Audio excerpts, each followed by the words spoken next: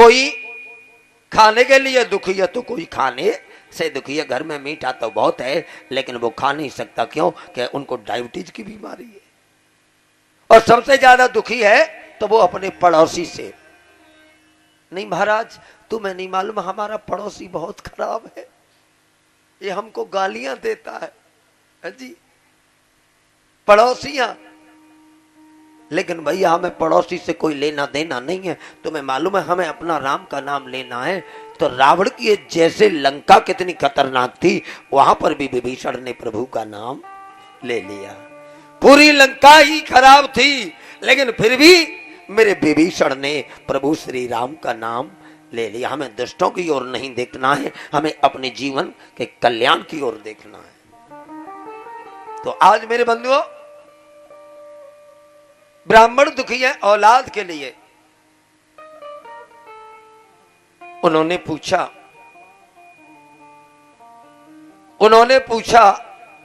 संतों से जाके, ब्राह्मणों से जाकर के। आत्मदेव ब्राह्मण ने, महाराज जिनके औलाद नहीं होती, पुत्र नहीं होते, उनकी गति क्या होती है?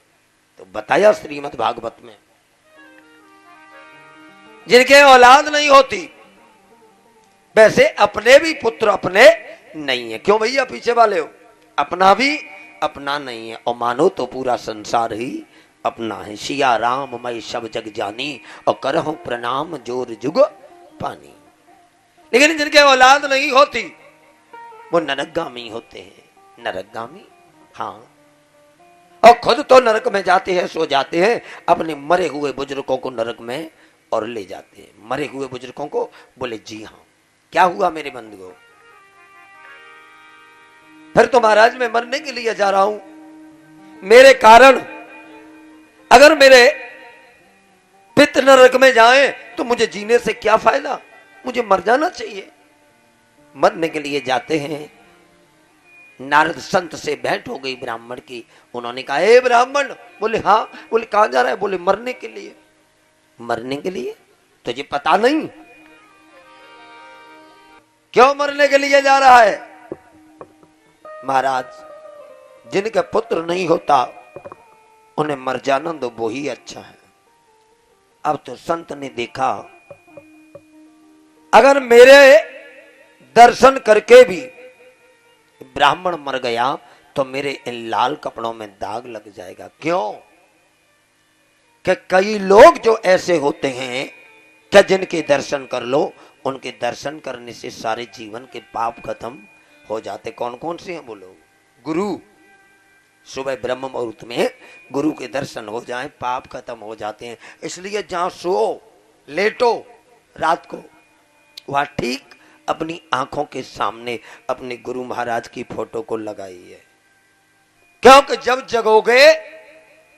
जगोगे तो सबसे पहली दृष्टि आपको जीवन बनाने वाले के दर्शन होंगे, गुरु भगवान के।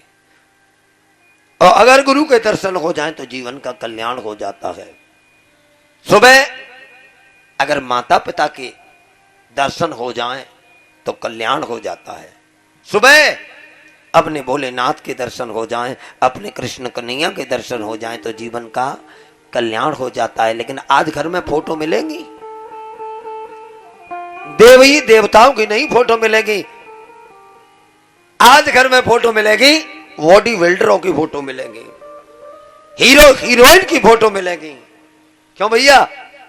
फोटो हमें घर में लगानी चाहिए तो किसकी?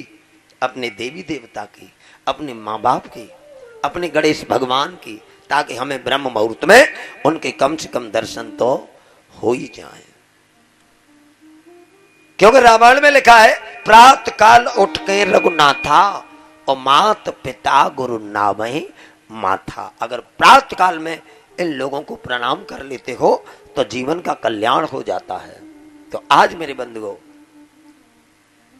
संत नारद ने कहा करे कि ये ब्राह्मण मर गया ना तो मेरे जीवन में दोष आ जाएगा। झोली में हाथ डाला और झोली में हाथ डाल के संत ने उन ब्राह्मण को फल दिया। ले फल, ये फल तू अपनी पत्नी को दे देना ब्राह्मण, और तेरी पत्नी खाएगी तो सुंदर उदर में बच्चा आएगा।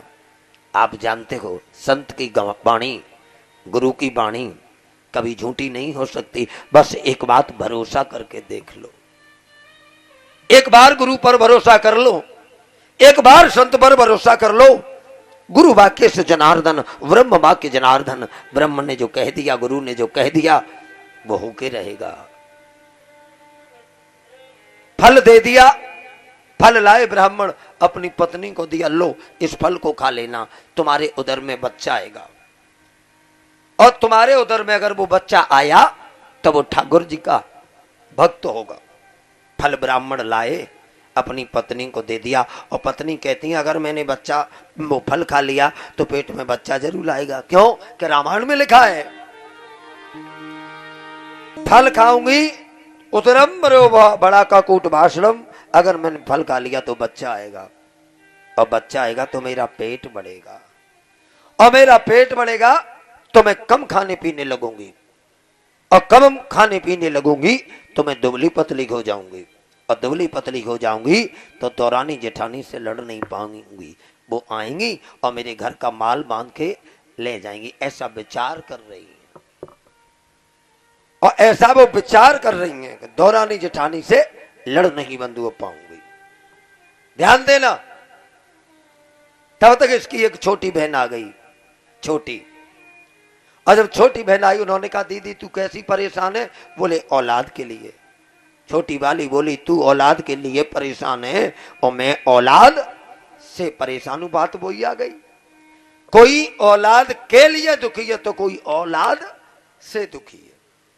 औलाद जिनके है, हमने उसमें डंडे पड़ते हुए देखे हैं। हरिंद्र भैया, इतनी ठाकुर जी ने तो कृपा करी है कि पीठ बची है तुम्हारी। औलाद वाले हमने रोते देखे हैं। तो आज औलाद नहीं है, बच्चे नहीं हैं।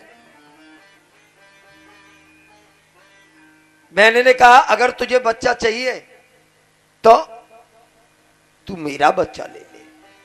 मेरा बच्चा? जब कुछ दिन का मेरे गर्भ में बच्चा है और मेरे बच्चा पैदा हो तो मेरा पति पी लेता है, उसको थोड़ा धन देना और उस धन के लोभ में वो मैं अपना बच्चा तेरे यहां भिजवा दूंगी। देखो भैया, एक बात शास्त्र की प्रमाण की बता रहा हूं यहां भागवत में। अगर अपना खून अपने खून का धर्म करता है तो वो लाभकारी होता है, एक परिवार का, एक अंश का, क्योंकि वो एक ही माना जाता है ना। अगर एक खून का अगर धर्म करता है या अपने खून को दान करता है तो वो शुभ माना जाता है, और अपने अंश को अगर दान नहीं करता है, अपनी पुश्तैनी, तो वो शुभ नहीं माना जाता है। ये हमारे न्यायालय का भी तो ऑर्डर है कि दाननामा कर सकते हैं, वो अपने खून को ही दाननामा कर सकते हैं, पराई को हम दाननामा में अपनी भूमि नहीं कर सकते, क्योंकि न्यायालय में जो चीज लिखी है वो कभी गलत होने वाली नहीं है, वो कभी गलत होने वाली नहीं है। बंधुओं, आज क्या किया, बहन के यहां से बच्चा मंगा लिया, उसका नाम रखा गया, देखना अनीति का बच्चा मंगाया है, उसका नाम रखा गया धुंधकारी। धुंधकारी। अब भैया जब नाम ही धुंधकारी है मास्टर साहब, तो काम भी उसके धुंध मचाने वाले होंगे। आज के बेटा कौन से ज्यादा हैं, गौकर्ण के धुंधकारी? आतंकवादी ज्यादा है, गौकर्ण तो एक आध ही मिलता है। बड़ी कृपा करेगा ठाकुर जी। तब आपने देखा होगा, अगर मैं अनीति का किसी का धन ले लूंगा तो मेरा नाश करेगा वो धन, और मेरे बच्चों का भी नाश करेगा, क्योंकि अनीति से कमाया हुआ धन से कभी हमें सुख और शांति नहीं मिलती। बंधुओं, श्री सूत जी कहते हैं, हे राजा परीक्षित, क्या हुआ, फल का क्या करूं? एक बच्चा मंगा दिया, फल बोता गाय को खिला दिया। कुछ दिन बाद गाय के भी अंश से बच्चा पैदा हुआ, उसके बड़े बड़े कान, उसका नाम रखा गया गौकर्ण। एक बच्चा हो गया धुंधकारी और एक बच्चा हो गया गौकर्ण, लेकिन दोनों में कितना फर्क है, बड़ा सुंदर लिखा हुआ है।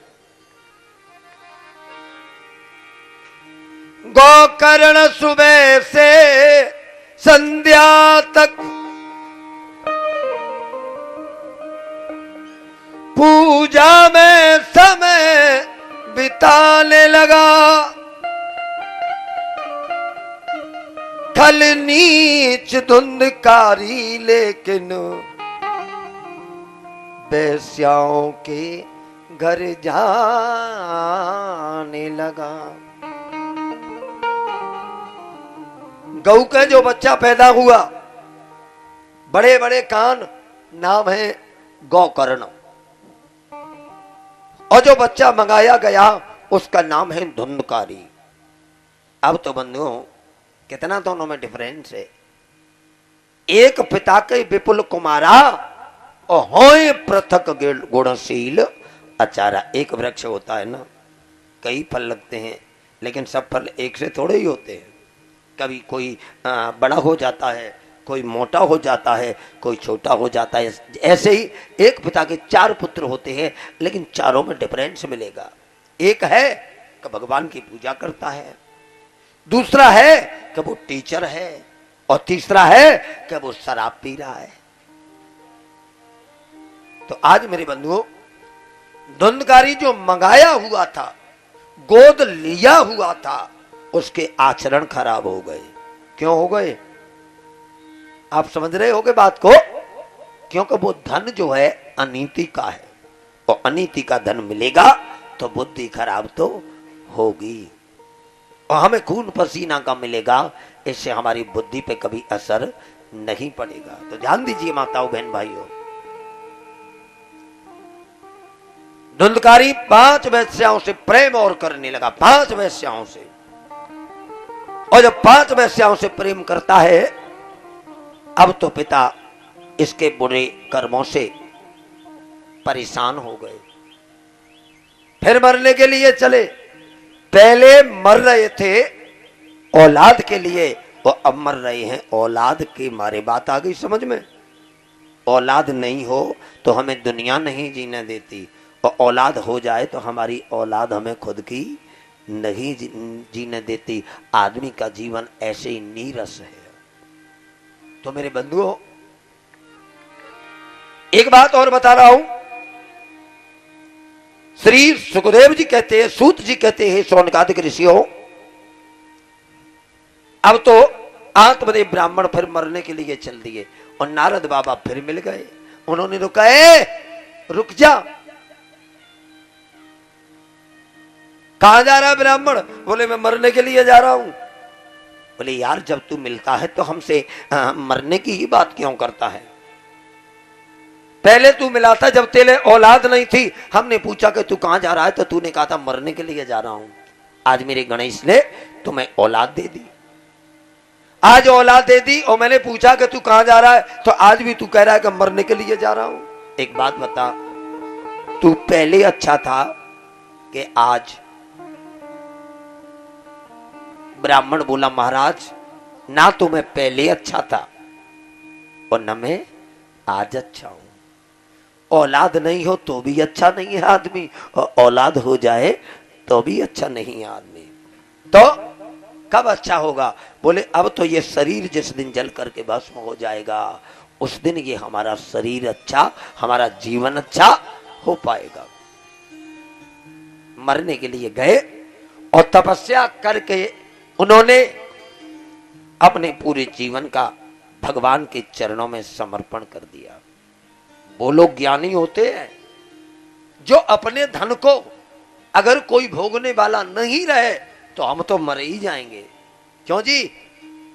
वो ऐसे धर्म के काम में लगा जाते हैं जो मरने के बाद भी उनका नाम दुनिया में अमर रहता है। आप मुझे 4 बीघा जमीन दे दोगे तो मैं बेचूंगा, मैं नहीं बेचूंगा तो मेरा बच्चा बेचेगा।